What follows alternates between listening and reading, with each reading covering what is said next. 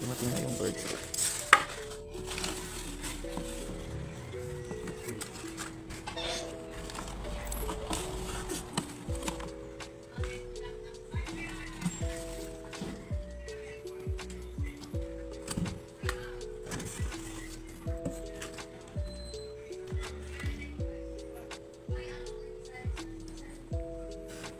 I-acclimate muna. Acclimate. Para hindi mamatay siya. So for 30 minutes daw po siya.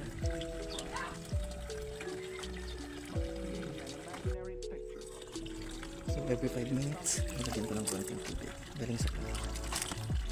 Para hindi mamatay siya. Lutong-lutong sila sa pan.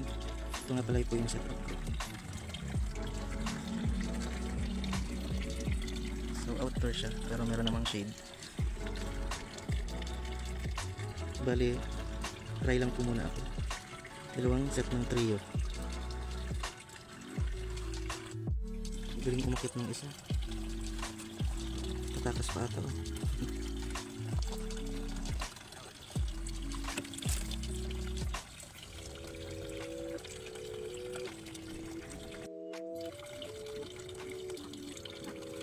15 minutes more before 30 minutes.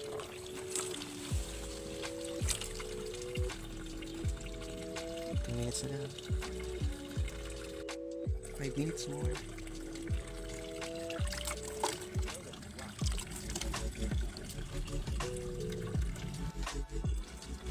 So yan guys, 30 minutes na. Tapos na yung activation natin. Re-release na natin siya one by one. Tingnan muna natin yung dyan.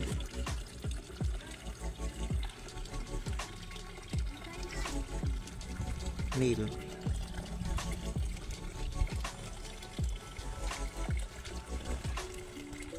So, ito naman may dalawang dots. So, female.